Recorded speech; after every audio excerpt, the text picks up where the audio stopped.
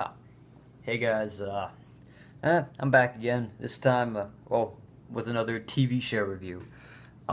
Since Walking Dead's not gonna be on for another month or so, I'm doing the 13th episode of season 3 of MTV's Teen Wolf. Uh, Quick explanation: I started watching this show since the first episode, really, and I've watched it kind of religiously since then. I started watching it mostly because I liked the 1985 movie with Michael J. Fox, and I was just like, oh, I'll give it a shot. I'll give it a try, and I just like the show. If you don't like it, if you think it's stupid, go for it. You don't have to watch this, but I do, and I figured I'd do a review of it. So, right off the bat, it's basically there might be a few semi-spoilers things in here. I'm gonna say that, but it's basically a quick wrap up of some of the things that happened at the end of the first half of season 3A, and Scott Stiles and Allison are all hallucinating, having horrible nightmares and hallucinating to the point where I guess they're to the point where at least Scott and Allison can hurt people because they're of what they're seeing, and their hallucinations all come in different ways. Styles doesn't know whether or not he's awake or he's sleeping. Scott's worried that he can't control his new alpha powers, and Allison is haunted by her dead aunt, Jill Wagner, who's brought back to the show, which I thought was a good thing. And I mean, right off, it's the first episode of what could technically be a season 4, but they're naming it season 3B, so it's still season 3. But as with most first episodes of anything, if you want an episode to show the best, if you want to if you want to get started with this episode, it might not work out all that well. You kind of have to know what's going on, and it's not the most exciting action-packed episode. I'll admit that there's actually no action. But some of the main things that I guess the main focus of this episode was showing the extent of the hallucinations, introducing Kira, who's a new character and a new supposed love interest for Scott, as it may seem if you look at it on the from like the trailer and whatnot, and then also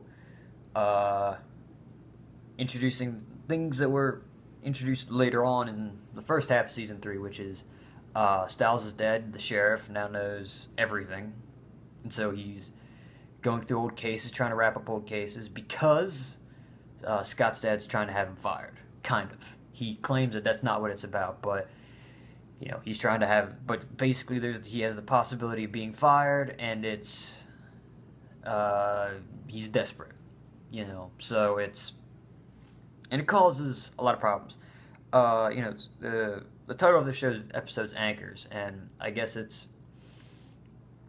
it's about the three main characters trying to find their anchors to reality, and Melissa McCall has a very heartwarming speech towards Scott that he needs to be his own anchor because him and Allison aren't a thing anymore. They're just friends. That's you kind of found out at the end of last season, and it's just all in all, it's a great first episode, a nice bring back. I think if you know how things are working, you know how the show works, you're gonna like it. You're gonna like this episode. If you don't like Teen Wolf, you might want to maybe come in. Maybe first watch a little bit, maybe a couple episodes from the first half of season 3, or wait a week or two and watch it because the episodes will probably be better. Like I said, this is more of an introductory episode to this part of the season.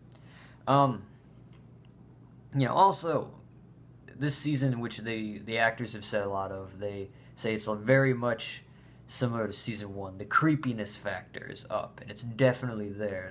There's creep. It's really creepy and just dark and scary in that way the entirety of the episode, and in a way it plays off like a lot of other episodes.